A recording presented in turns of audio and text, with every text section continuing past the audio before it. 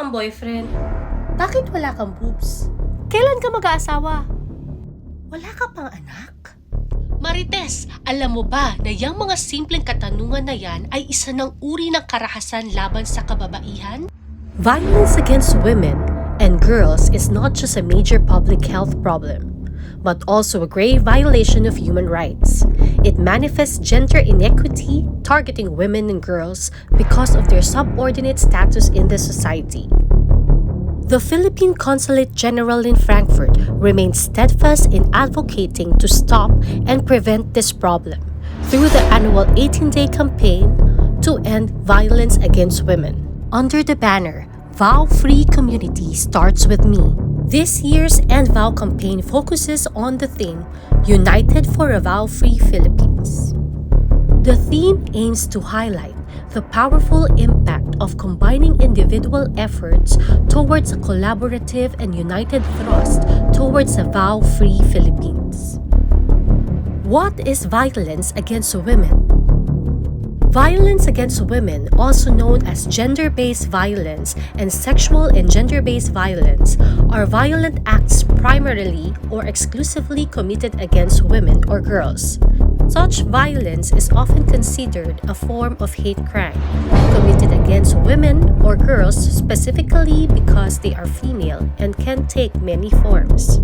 This year, our End Vow campaign will shed light on one important issue that hinders women from achieving their full potential: gender-based slights and invalidations known as gender microaggressions. What do you know about gender microaggressions?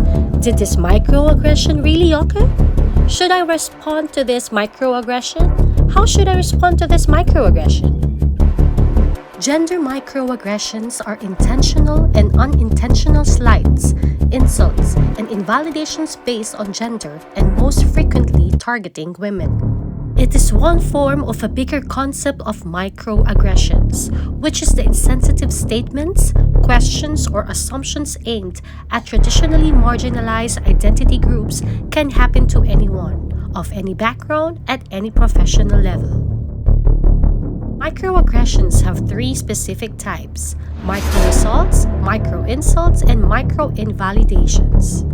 These seemingly subtle statements can have negative effects on women's physical and mental health, increased rates of depression, prolonged stress and trauma, physical concerns like headaches, high blood pressure, and difficulties with sleep. They should be taken seriously because at their core, they signal disrespect and reflect inequality. To create inclusive, welcoming, and healthy workplaces, we must actively combat microaggressions. Doing so requires understanding how they show up and how to respond productively to them, whether they happen to us or to someone we know. The more awareness we have about how gender microaggressions show up, the more we can work toward decreasing them. Microaggression and the Filipino women. Let us shift the focus on the pressures in the Philippine society that hold Filipino women back. Let us shed light on gender microaggressions and the Filipino women because these are so ingrained in our culture that they often go unchecked. Bakit wala kang boyfriend? Bakit wala kang boobs? Kailan ka mag-aasawa? Wala ka pang anak? These are just some of unsolicited thoughts and questions Filipino women are dealing with on a regular basis, whether from friends, families, or even acquaintances. Here are other examples of gender microaggressions. Masyado kang madrama.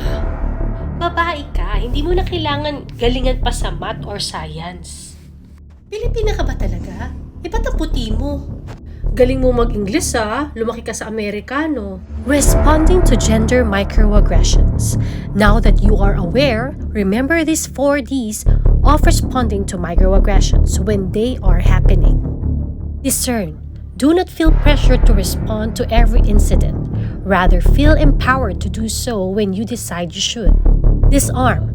If you choose to confront a microaggression, be prepared to disarm the person who committed it.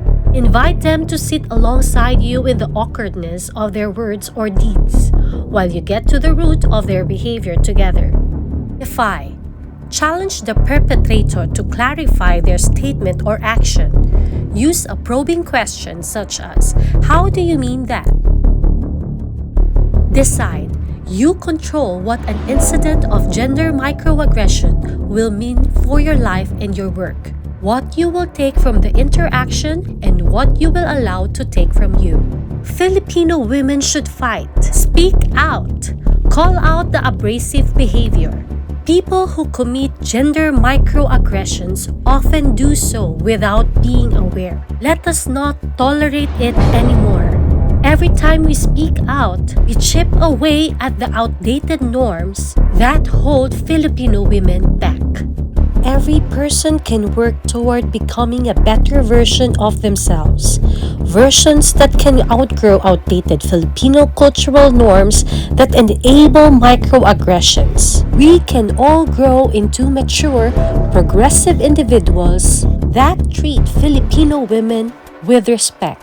We have so much proof that we, Filipino women, are capable of making great things happen. Let us end gender microaggressions. Let us end violence against women.